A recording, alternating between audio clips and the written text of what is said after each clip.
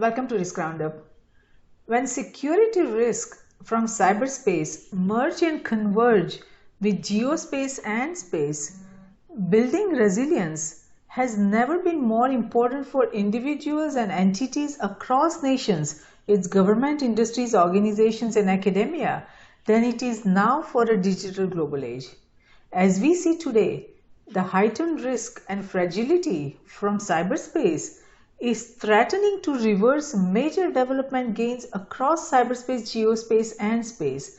So the question is, if nations are to project their hard-fought progress and development in cyberspace, geospace, and space, how should they build resilience to any and all disasters that may emerge?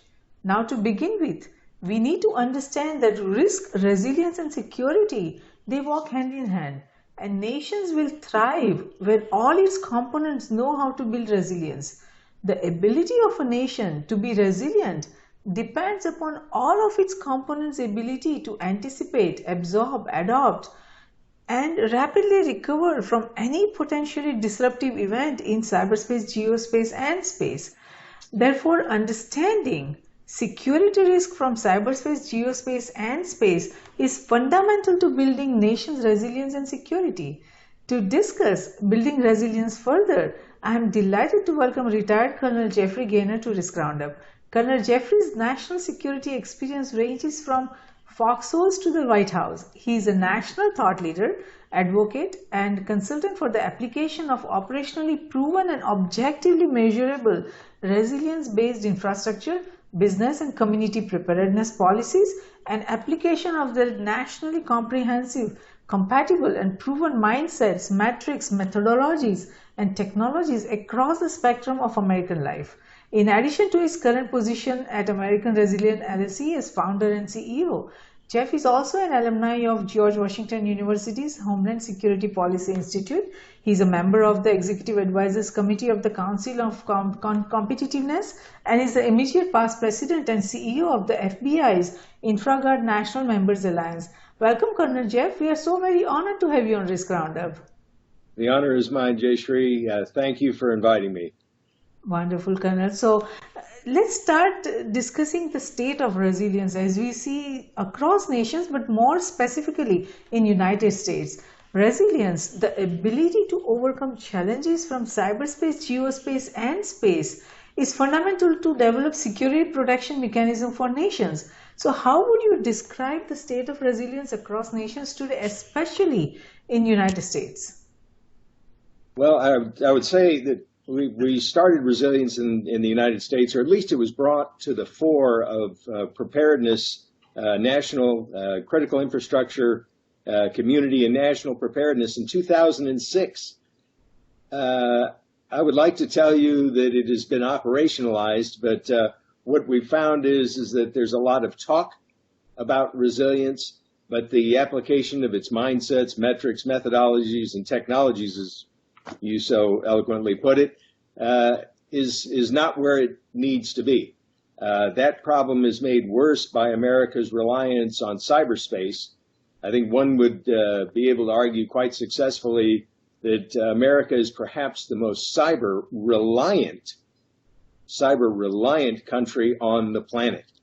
That goes to our definition of risk. America has a definition of risk that has three components: threat, vulnerability, and consequence.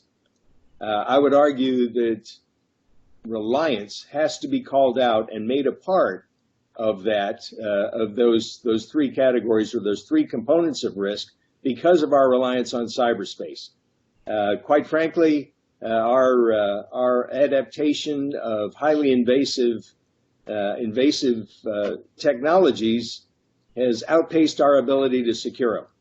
So the issue, as you pointed out with cyberspace, is how do you get in front of this? I wrote an article called The Predator's View. It's in the World Security Report, the May-June 2018 edition of World Security Report, and it argues that if you don't have the ability to understand what people are seeing, you've got no way of objectively measuring how well you're doing as far as resilience is concerned, or even national security. So I would like to tell you that we're implementing resilience across the board, but I would not be accurate in doing so.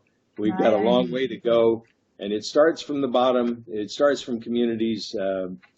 Quite frankly, our new FEMA administrator, Brock Long, in a comment earlier this year, just put it out there. It says, we do not have a true culture of preparedness in this country.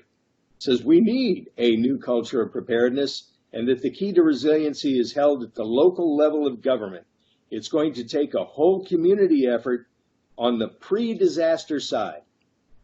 What he is talking about is a radical change in what we've been considering the preparedness culture in the country. It's got to be built from the bottom up, and quite frankly, it's been directed in the past from the top down. America has a bunch of critical infrastructure sectors, and I would argue that if the critical infrastructure is not there, you've got no community, you've got no business, you've got nothing. Basically, so critical infrastructure has to be there. The cyber component is all-encompassing. And if we're going to build resilience, it's built not in sectors. America has organized its critical infrastructure, quote, protection efforts in sectors, 17 sectors, and they're lined up vertically, but nobody lives their life in a stovepipe. When they first came out with the sector concept, okay, that's great, but they were at the same time very concerned about interdependencies. Well, okay, you've got things lined up vertically from the federal government looking down, but when you're in communities, all those critical infrastructures naturally come together. So if you're going to build resilience, why aren't you building it from communities up rather than the federal government down? And Brock Long is the first person that's come out and said that. So that's a very hopeful development. Yes, absolutely. Absolutely. It's a helpful development. And you made really interesting 3 points. One is that we are a digital nation. So our vulnerabilities has increased because of the cyberspace. Number 2 is the culture of preparedness. We have to focus on that. And number 3 is the interconnectedness and interdependencies. Those are excellent points, because all these means that, we have to address risk and resilience and security from an entirely different perspective. So any nation's ability to withstand any disruption from, if you're talking about cyberspace or because of cyberspace in geospace and space, impacts its ability to conduct its operation or governance or any kind of advancement. But what does resilience mean to any nation? Let's say talking about United States, we are digitized nation. So what does the resilience mean to United States or its different components like government, industries, organizations, and academia, and even individuals? What does resilience actually mean to all of us? Well, you gave a good description of what resilience is, a definition of it. I would have added to that that it is the predictable provision of essential services to maintain continuity of life, business operations, and for that matter, the spectrum of national life. Predictability was the key. The key change when in 2006, the Homeland Security Advisory Council took a look at the critical infrastructure protection programs that we've been doing since the mid-90s and asked a fundamental question. How much critical infrastructure protection is required to protect critical infrastructures? And what was immediately discernible from the blank stares that we got back when we asked that question was that there's no metric for protection. And you might even go so far as to say, well, okay, cybersecurity. Well, how much cybersecurity is required to secure cyberspace? And that drove resilience. The recommendations from the Homeland Security Advisory Council said we need something that's objectively measurable. And if I were to explain resilience to you straight up, It's simple. Einstein used to have a quote, or he does have a quote that says, if you can't explain it simply enough, you don't understand it well enough. And so the idea was to empower people to work in their own best interests, ultimately to the benefit of all. And all it boiled down to was a Venn diagram of what's important in your life. How long can you be without it? That's the metric of resilience, time. And it leads to that question of predictability, that you would know what's important, how long you could be without it, and build capacities to make sure that what you need, you can have within the time that you've made a risk-based decision that you believe you can be without it. For critical infrastructure, it's reliant on cyberspace, increasingly reliant on cyberspace. That's the problem. That's real time or no time at all. That you've got to be able to respond quickly. And if you can't respond at the speed of light, which is impossible for a human to do, then you need to look at other means to build resilience into cyberspace. And if I may give you a quick war story from the Y2K operations that we ran during the rollover, there was an issue that came up from the Swiss. They were very concerned that the Italians were not doing a good job in getting ready for Y2K. And at the Defense Department, because we were doing operations in Bosnia at the time, that was a big deal. We needed to know what was going on, and so we sent a team out there and went to this place that the Swiss had identified, saying that they weren't doing all they needed to do to ensure electrical connectivity for the portion of Switzerland that this particular distribution center served. Went in there, took a look around, asked the gentleman who was running the place what he was doing for Y2K, and he reportedly pointed at a clock on the wall and says, "That's my Y2K. We're good." That's all you're doing? Yep, that's it. It's my Y2K. 12 o'clock. It's going to go up. Whoa, wait a minute. He says, "Come on, let me show you." And what it turned out to be was that he had a physical switch for everything. He wasn't reliant on code. He really, frankly, didn't care about Y2K because he had a physical switch, and his team have been flipping physical switches for forever. Okay, fine. As long as the electricity got to him, he was going to be able to get it where it needed to go. That's good. But the lesson that should have been learned from that is that perhaps more code, more exploitable code, is not the fix for code that's exploitable. That some things just have to work, and that there has to be a workaround, in this case, the code that's so exploitable. So perhaps to build resilience into an electrical infrastructure, you need to have these physical switches as a failover. And that gets to the point of dealing with it. How long can you go without electricity? You don't want to go for much more than 4 to 8 hours without electricity. People start getting nervous. Social stability starts to break down. People get angry. But these guys can flip a switch. Can we do the same thing with code? Or is the really smart thing to building resilience into an electrical infrastructure is having a physical capability to ensure the flow of electricity? I wish that we always have that kind of capability to just turn off the switch and that would be the end of problems. But we know that would not work in all scenarios, and we will need to develop or adapt to these changing conditions and withstand and quickly and rapidly recover from disruption that can happen in any kind of format, whether it is resilience towards terrorism or cyber attacks or breaches or innovation.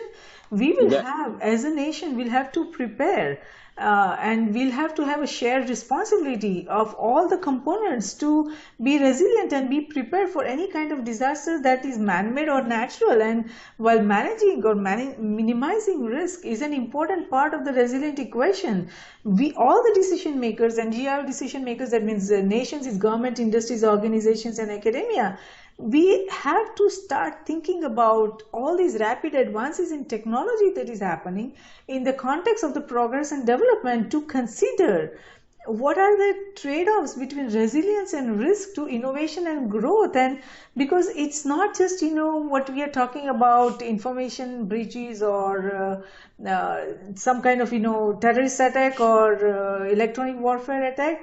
When it comes to strategic security, risk and resilience, we have to think about what are the new innovations happening, how it's going to shift the business models, governance models, technology models. So those kind of strategic security risk also plays a big role in being as a resilient nation. And that's what I don't see that anywhere, that people are thinking about what are these innovations coming our way that is going to fundamentally probably wipe out our products and services or our models, technology business models, governance models in the coming years. So when it comes to strategic security risk and resilience, do you see United States and or any or all of its components resilient?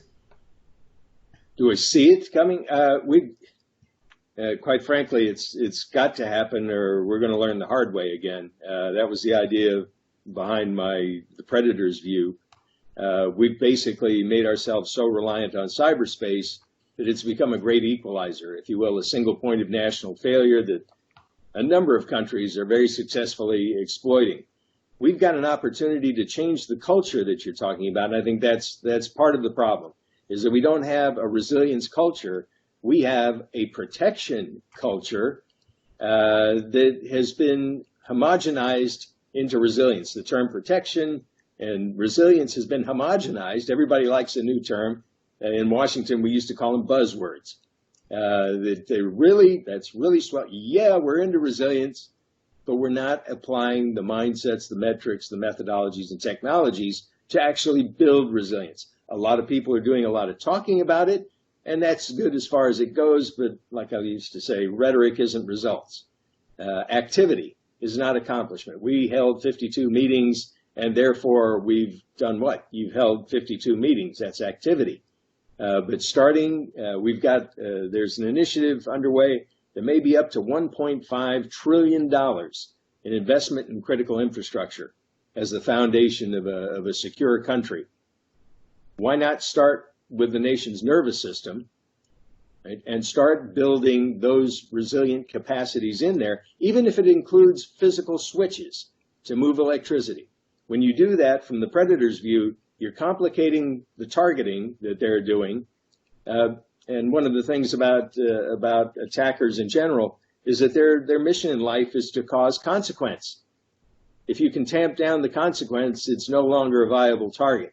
You tamp down the consequence by minimizing those consequences from everything short of global Armageddon. We all lose then. But anything up to that, building the capacities to deliver the things that are important to people, whether they're in communities or they're at the White House, from communities to the White House, having the capacities built to ensure that what you need, you can have it within the time that you can afford to be without it, is key, and that starts in American communities, just like the FEMA director said. Yes, absolutely. And you made a very interesting point and a very appropriate point that culture is very, very important. And while the cyberspace is bringing us a lot of vulnerabilities and a lot of risk, security risk, it is also that the new ideas and innovations are emerging anywhere. Now, so far over the years, only selected few institutions had the capability and resources to develop a lot of science and technology development. Now, because of the democratization of information and any kind, even if somebody wants to build an entirely new organism, they can get, irrespective of which part of the world they are in, they can order through mail order and get some genes, and if they are really smart, they can probably build a pathogen entirely by themselves. So these are the kind of challenges we are facing.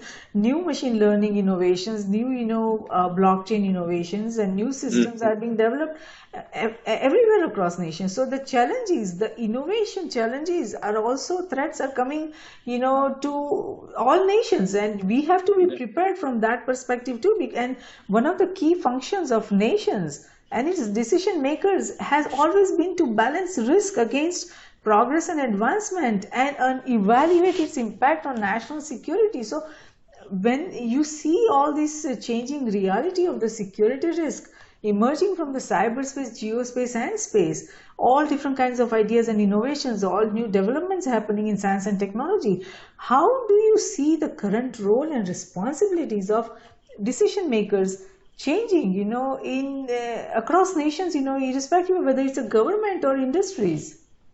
Well, again, we're back to this culture shift. And it's not a national culture shift. It's dealing with an all too human response to danger. You can spend a lot of time telling everybody about the threats, but there's this built-in inbuilt cognitive balance mechanism in every human that when you tell them, look out, there's a problem here that we need to work with, they come back and say, well, if it happens, it's not going to happen here. And if it happens here, it won't happen to me. And if it happens to me, it won't be bad.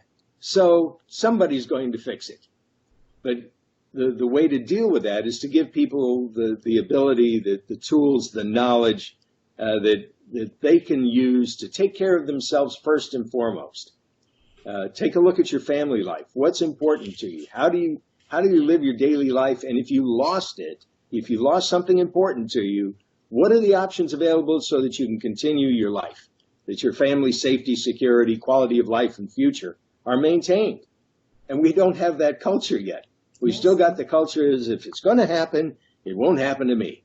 Yes, Sandra, that's an excellent point, and that makes me think that to be able to understand what is at risk and how to be resilient, everyone needs to first know what assets we are protecting, irrespective of we as a family or individual or governments or industries. They all need to know what assets are important and what are they actually protecting. So do you see that the decision makers understand the true nature of assets they are protecting, or they are trying to make it resilient? I would love to tell you, yes, they do, but I won't. This idea of Einstein's that if you can't explain it simply enough, you don't understand it well enough. People like complexity. And every time you go to them with something simpler than that which they're comfortable with, you get resistance. It can't be that simple. We've been working on this for 20 years, and all of a sudden you mean this is all it is? Yeah, that's all it is. It gets more complicated when you start looking at interdependencies. Electricity is important to an electric provider, but that electric provider is also reliant on another people down their supply chains or their operational chains. So, okay, simple enough to take a look at what's important to you, how long you can be without it, and what capacities need to be built. But when you're an infrastructure provider, that gets complicated. And complication slows people down. Used to be a Chinese slogan that a journey of 1,000 miles begins with a single step. We need to take that single step. This is not going to happen overnight. A guy by the name of Russell Honore, Lieutenant General Russell Honore, was a man who was given the job of going down to New Orleans after Katrina. Actually, a protected critical infrastructure that failed. Everybody knew it was going to fail. It was just a matter of time, and I'll be darned if it didn't happen. And he went down there and settled people down and said, look, America, you really need to move to the left side of the event curve. Since 2000 and 2001, we've been in the response and recovery mode. We need balance. And what he was suggesting is prevention and continuity has to be balanced with response and recovery. And we've been spending a lot of years on response and recovery. That mindset has to change. The American Red Cross came out with something that said for every dollar that you spend in preparedness, you save 6 to 9 in response and recovery. And that didn't include the loss of life, the extended human suffering, property damage, economic damage, social disarray. Didn't even go there. It was interesting that it would have taken so much less money to fix, to upgrade the levee system than it did to recover, if you will, from the effects of that levee system's long predicted collapse. So that part of that culture is moving to the left side of the bang, if you will. Getting balance, building resilience goes to as much preventing the problem as it does responding to it. And that's that balance between prevention, continuity, response, and recovery has got to be balanced. We're too much to the after the bang. I'm trying to remember the quote that Tom Ridge, the first Secretary of the Department of Homeland Security, said, is that America tends to be a reactive society. You know, that we have something bad happen and then we go like crazy. We'll fix it. But first something had to happen, and that's my nightmare, is that first something will have to happen, and that's why I'm on the road doing what I'm doing. It's what American resilience is all about. Get people thinking to the left side of their bang in their own best interests to the benefit of all. Are we there yet? No. Can we get there? Yes, and that's the frustration. That making it a lot easier for people to understand and act in their own best interest is where we've got to go. I talked to a group of broadcasters, last Thursday, or last Wednesday.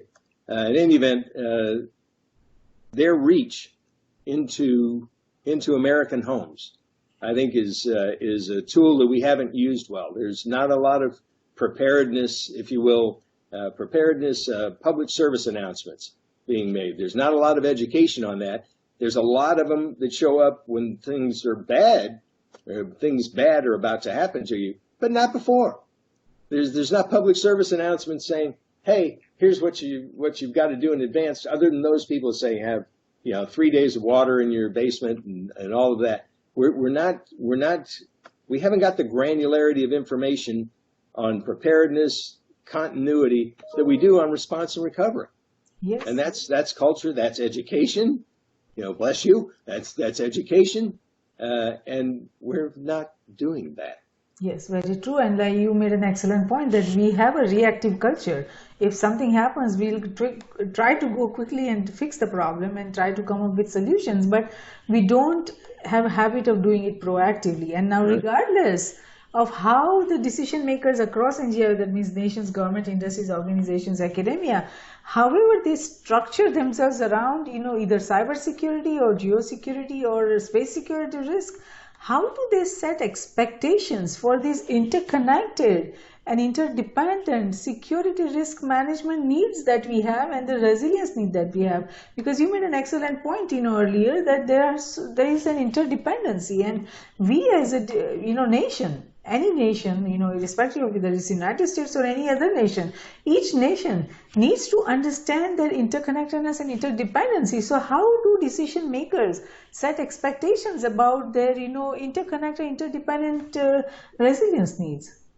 Well, we've got a lot of checklists. That's one way. The problem again is human. You can put out a checklist and saying, make sure you do this, and this, and you will be compliant. Well, that's fine, but compliance is not security or preparedness. And again, all of us being human, you give somebody a checklist. Once they check it off, they tend to just say, I've done everything I need to do, and things go south. So checklists are a danger in themselves. Inculcating this culture of continuous improvement, continuous innovation. We don't have that. You hear the word innovation a lot. I could use the example of a brand new car. Boy, this is it, brand new. There's nothing brand new about the car. It's an iteration from the previous year's model. But we have conflated the term iteration and innovation. Innovation is used very loosely. We say we innovate all the time, but really no. What we've done is iterate on what was there before. Yes. No, that's an excellent point, because we have a culture of focusing totally on compliance and legal issues, and a challenge that we see everywhere, because if you look at the overall risk profile, that only 25% makes of compliance and legal and operational and financial risk. About 75% is strategic security risk, which people don't pay attention to, but that is where the biggest threat is coming these days. So you are absolutely right about it, that if you just focus on checklists, then those checklists gets outdated, and they are not updated every minute or every day. So that is not a very effective way. And you also mentioned earlier about the metrics. So the question of how resilience can be measured, including metrics, I mean, there are many people and many groups that are working on it, so many sources that are working on different metrics. But the question is, do we have an effective approach to measuring resilience? Well, that's where that metric of time comes in. It's a universally accepted metric. The older you get, the less you like time, but it is a metric that everybody understands. Seconds, minutes, hours, days, weeks, months, years, decades. It's there. It's something that everybody can work on, because we really need to do this as a nation. Every nation needs to do it as a nation, not in a stovepipe, but community by community, business by business, school by school. And that's the culture issue that we're talking about. How do you inculcate a culture? How do you change the culture that's been in place for 30 years, short of something terrible happening? I don't have an answer to that, except to keep going to people and saying, folks, there's a better way of doing this. How much critical infrastructure protection do you need to protect critical infrastructures? How much cybersecurity does it take to secure cyberspace? No answers to those. There's no way to quantify it. But with resilience, you've got that metric of time, and it's a start. Don't get me wrong. Somewhere along the line, there's going to be another word that comes along, and everybody's going to jump at that and say, that's where we needed to be all along. The issue is a metric, and so resilience metric is time, and weigh everything against that. And you'll be building capacities that you need to make sure that, short of global Armageddon, you're going to be able to predictably, if you will, recover in the worst case, but in the best case, maintain continuity of operations. When you can do that, and from the predator's view, when you're strong enough to do that, you've really made life miserable for a predator. And when they can't create consequences, you're safer, you're more secure, your quality of life and future are assured as best as they can be in a risk-filled world. But how do you change that culture? You've hit on it. How do you change this culture of preparedness that the FEMA director has talked about? You just don't change culture fast, short of a catastrophic event.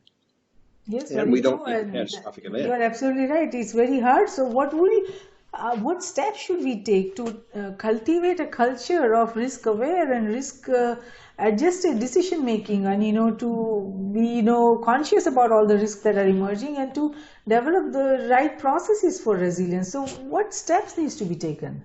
Well, there's a lot of educational efforts underway. I've worked with some schools. They're trying to get to the next generation of leaders, saying, think about this. Think about what you're doing. You have invited into your home a very invasive a vector, for lack of a better term, and you have gotten comfortable with that vector. Somebody puts out a device in your home that streams music, it listens for your voice. Really? What made you think that was good?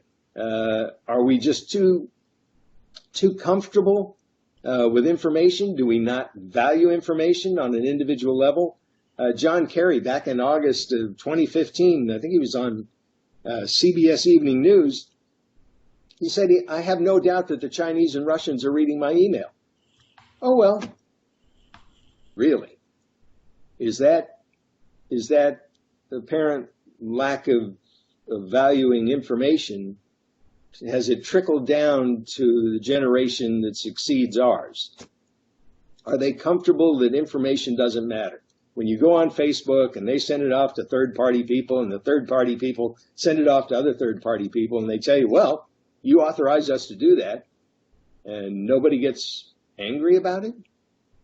Yeah, see, that's it. Europeans? That's the thing that, if they are casually just saying that I'm sure that, my emails are being read by China or, by Russia, Hmm. events like that, to we as individual or entities or any decision maker, we need to have that thoughts in our mind that what kind of attacks are possible, what kind of threats are happening in our life, daily personal life, professional life, or life of our nation, and how we can create a plan to defend against those attacks or against those vulnerabilities and security threats. So how do you think that nations or any of its decision maker and even those individuals who think that their emails are being read by China and Russia, how can they create an effective resilience plan? Again, start from people and communities up. A national plan by design is from the top down. I worked in Washington a lot of years, and when you're in Washington, you have one perspective. I think it's part of this culture of building a house from the ground up rather than from the roof down. Uh, Absent the involvement of the governed, the governors are going to get it wrong. The information belonged to InfraGard. Its job was to bring issues regarding critical infrastructure preparedness and situational awareness to Washington, so Washington can make sound investments. That's not worked as well as it should, and how do you know that? Look at situation on the ground. Everybody takes process for progress and activity for accomplishment and rhetoric for results. But the only true measure of success is on the ground. So that's where you're going to get the requirements from to build that national model or that national plan that you're talking about. It can't be done from the top down. It has to be done from it, and this is not pejorative, but from the people up. And that was the idea behind InfraGard. But you can take a look at reality. Call it ground truth in the military. But take a look at reality and see what has been done over the past 30 years. That's one of the questions that I ask too, is do people think back 30 years of what the American infrastructure looked like, how it operated, now bring it up to today, and what have we accomplished? Yes, And no, there's that's true. not a good answer for that question. Yes, no, very true. I mean, it's to think of that as a national plan, that requires a very different mindset and very different kind of culture and the processes that needs to be established, because it's not only why entities across NGI need to be resilient, like each and every component of the nation, but rather how we can achieve that sustainable, resilient operation, irrespective of whether it's cyberspace, geospace, or space. I mean, any ecosystem. So, if any entity or its decision makers, they decide if and how they will achieve their objectives and outcomes within an ecosystem that they are operating their business or any of their initiative, in which the individual survival is never guaranteed, because there are, like we discussed before, there are so many interconnectedness and interdependencies. But in spite of that, each and every organization, each and every entity are going individually towards their security goals, towards their resilient goals. So if we have so many interconnectors and interdependencies, and if we are trying to be a resilient nation, how are we going to achieve that if we all are working in silos? Exactly. And that's the way that I worked for a gentleman during Y2K, and his one of the things that he brought up years later is that the federal government likes to line things up vertically, but your life is lived horizontally. So I get the vertical structure. That's fine as a program management venue or as a program management construct. But the construct of American life starts in communities. And this idea of empowering, of driving change from American communities and businesses up is the way that we're going to find out what the requirements are, so that with $1.5 trillion on the horizon, that we're actually doing the most for the most people that we can do to begin with. I keep saying that perhaps the smartest thing to do there is make sure that America's nervous system, or cyberspace, is not only secured, but is made operationally resilient. And that goes into things like we just talked about. Gee whiz, do we need more code to fix bad code? If code's exploitable, and eventually it all is, why do you keep adding code to things? Perhaps a physical switch is the smartest way to make sure that electricity can flow to people and can continue to provide water and the basic necessities of life. I guess Tom Ridge, and a quote that came in, when the hometowns are secure, the homeland will be secure. And he preached this from the first day that the Office of Homeland Security was created at the White House, and brought it to the Homeland Security Department when it was created. And he kept emphasizing that. Get your head out of Washington, listen to the people, bring their requirements here, and we'll work them. But his whole thing was, as I use the term, ground truth. We have to know situational awareness on main streets, and then we can bring them to Pennsylvania Avenue. And that isn't happening quite as well as it should, and you can see that from conditions on the ground.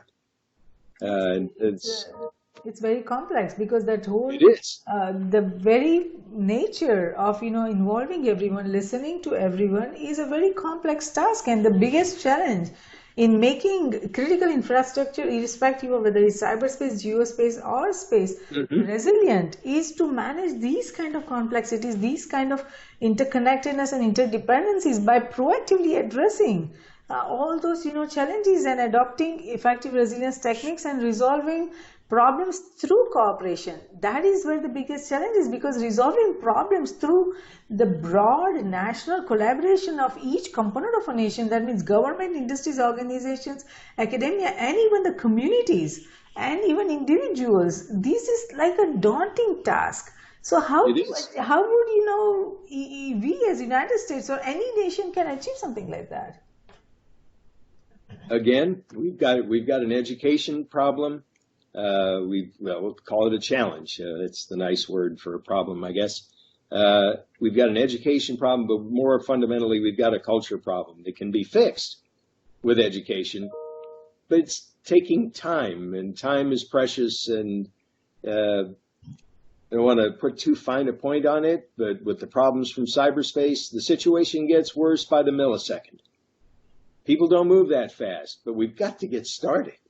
A lot of hand wringing, a lot of discussion, a lot of studies, but it hasn't changed anything on the ground.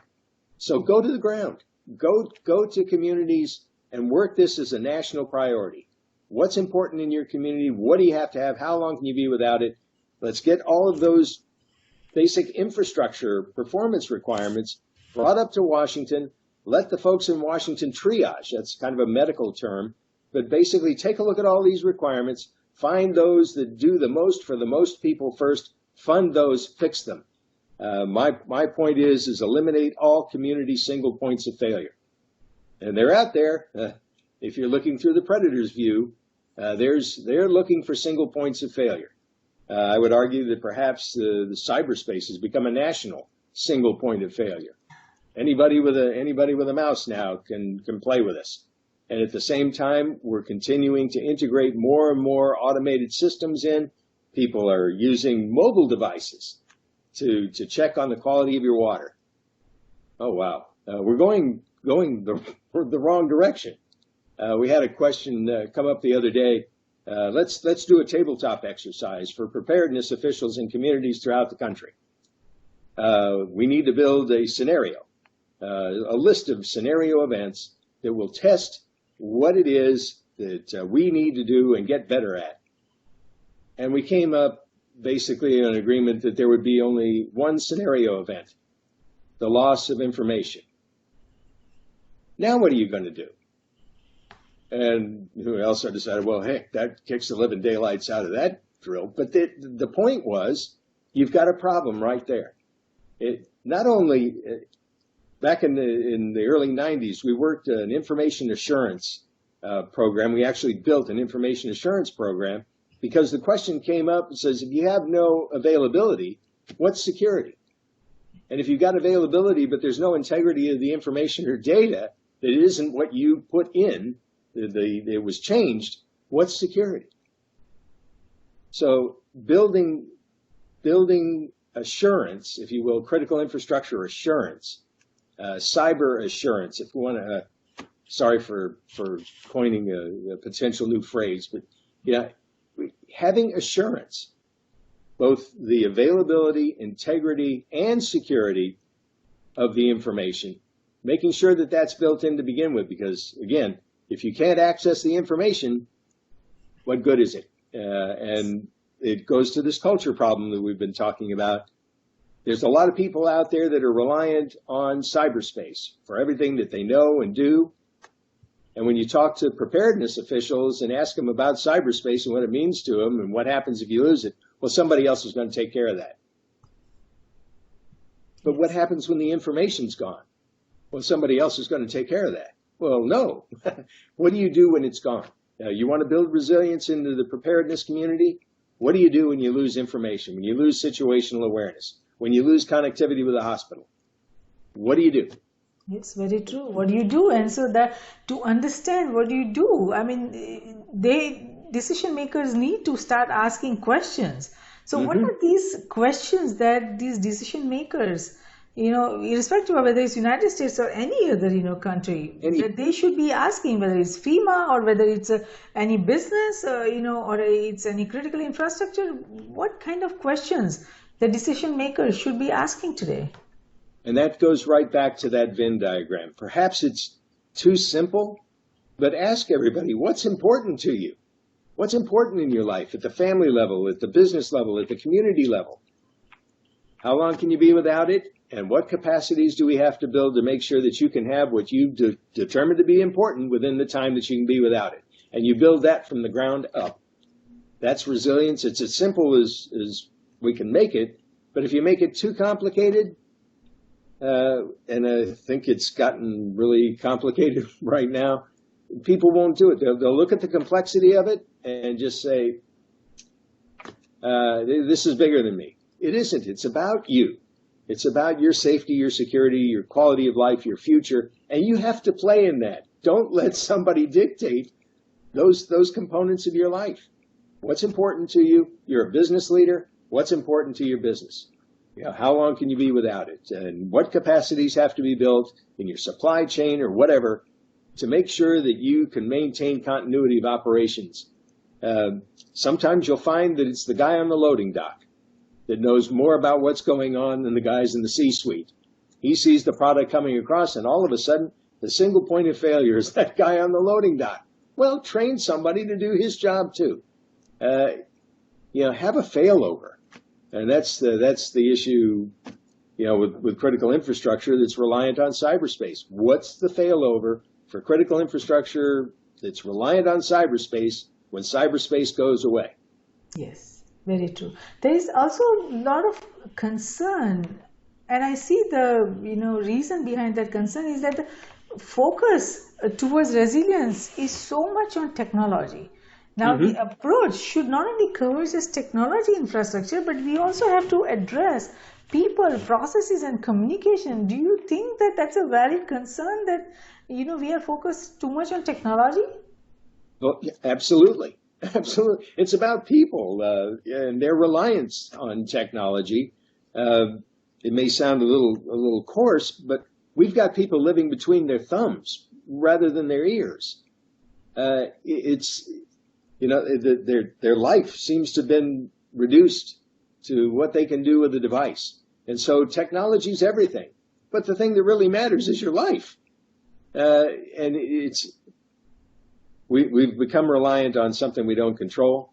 And people need to think of themselves, value themselves, and what their lives look like. They've got to know what they want to be and what they need to get there, what they need to do, rather than how we share what we want to do with others. We seem to have lost the focus on self. And it goes back to that culture again that, for 30 years, we've been getting better and better and better at using really snappy devices. That's great. But all around us, we've kind of a lost sense of each other. You can talk about the way people text messages to one another. Would you say that if the person was in front of you? We've kind of lost our humanity amongst all this technology. So you're absolutely right. The focus on technology is not helping. The focus on humanity is where it's got to be, and humans are found in communities across the country. They're not numbers there. And people have to stop taking themselves for granted. They're singularly unique individuals.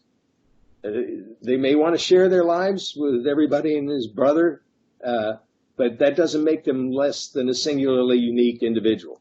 And they've got to take responsibility. There's a word you may not hear too much, but they've got to take responsibility for the quality of their own lives.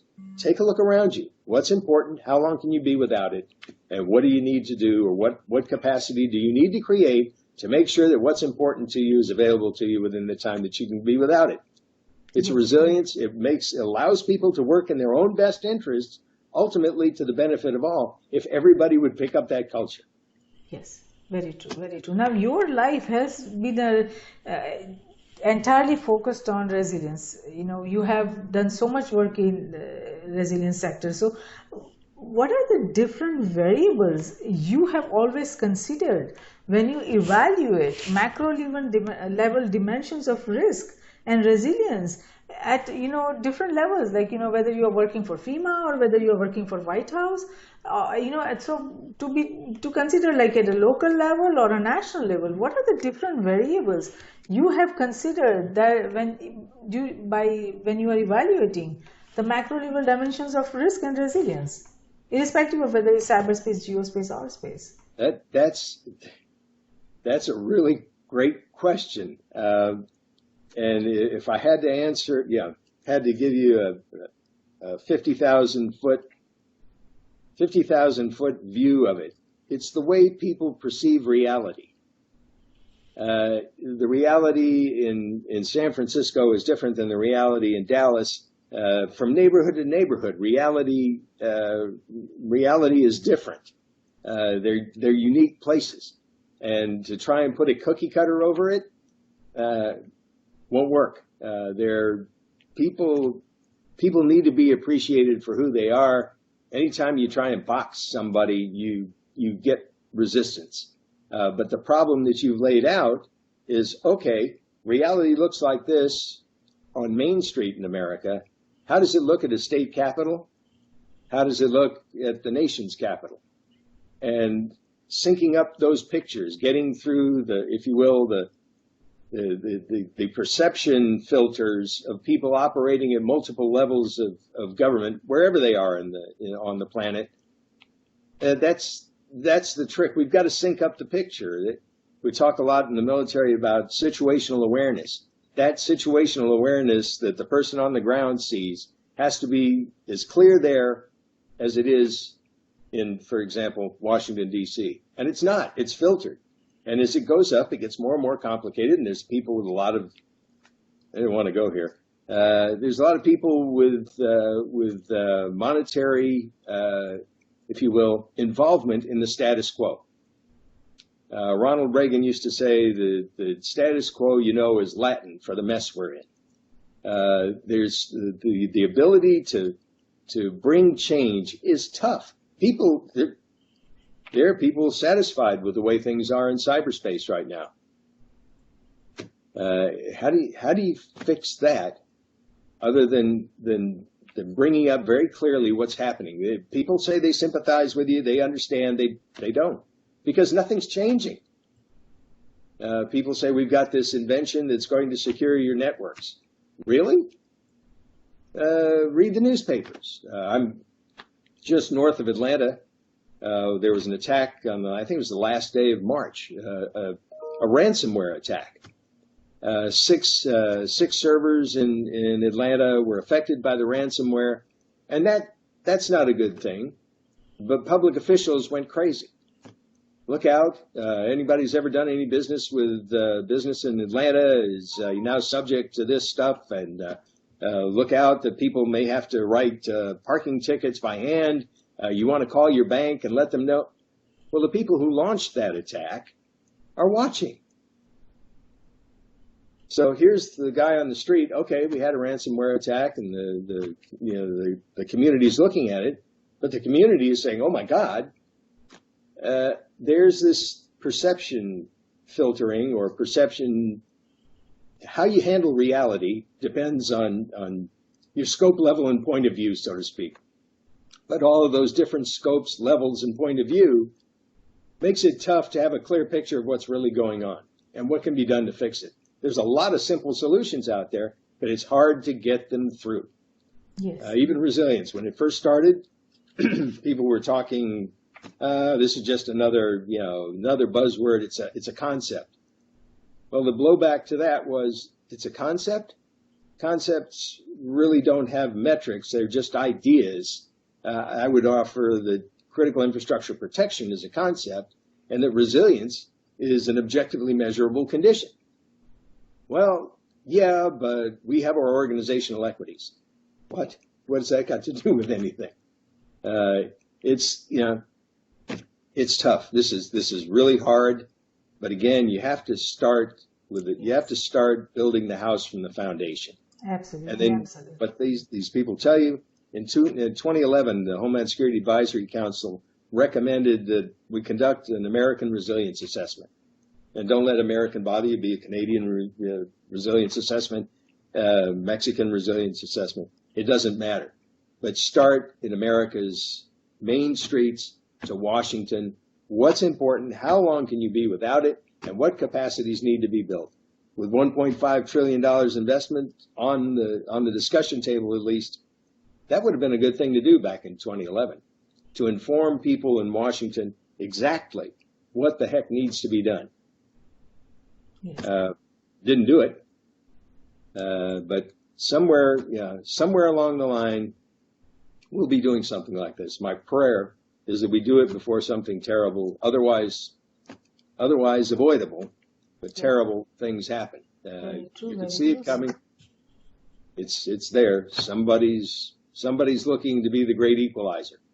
Yes, definitely. And so you are heading the organization called American Resilience. Mm-hmm. What would you like to share information about your organization's efforts in helping nations achieve resilience? Well, it's first of all, it's a consulting effort. And what we've just talked about, applying that information, giving people an idea of what we've been talking about and what they can do to deal with an increasingly complex world is what we're all about. It's in dealing with some companies, there are legal restrictions on what they can talk about and what have you. But nonetheless, the message that we've been talking about today is exactly what American Resilience does. We go out, talk to people. It's hard, but measuring progress. When you take a look at everything that you've done over time and said, has this caught on? Well, the word is caught on.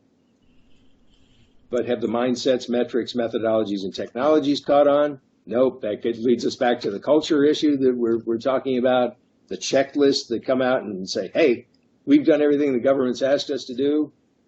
That's it. Not doing anything more because the government knows more. Well, the government put that out to help you help yourself. But people take a look at those checklists. They'll go off and they'll do the checklist and relax. It's human. But it's been quite a journey since 2006, seeing resilience come up as a word, and now very, very slowly being applied by FEMA and by the Department of Homeland Security as the foundation of where we're going. This is going to be what the Homeland Security Advisory Council was talking about. It says we have to have resilience as a policy. Well, the federal government made it a policy, critical infrastructure security and resilience, in 2015. Okay, we now have a policy. Implement it. And that's the tough part. Yes, That's that is the tough part. So absolutely right about that. So thank you, Jeff, for participating in Risk Roundup today. We appreciate your thoughtful insight on building resilience. And I'm sure our global viewers and listeners would benefit tremendously from the information you provided on the complex challenges facing United States or any other nation to be resilient today. And I hope that even if a single individual or entity can come up with an idea to understand and develop resilience towards their initiatives or industries or nations based on the discussion we had today, this Risk Roundup dialogue has been of service, and we thank you for that. Well, it's my pleasure, Jayshree, and thank you for what you're doing, because your efforts, they're invaluable to driving this, moving it from, if you will, rhetoric to results. And I'm here for you anytime. Thank you so much. So any attempt to reduce the risk in cyberspace, geospace, and space is towards building resilient nation. And since each decision and action impacts the level of resilience in cyberspace, geospace, or space, the perception and the choices made about security risk will likely shape how individuals and entities across NGIOA, that means nations, its government, industries, organizations, and academia, will behave, how they will respond during and after a security event, irrespective of cyberspace, geospace, and space, and how they will plan for the future security and future resilience of their ecosystem in cyberspace, geospace, or space, and their nations.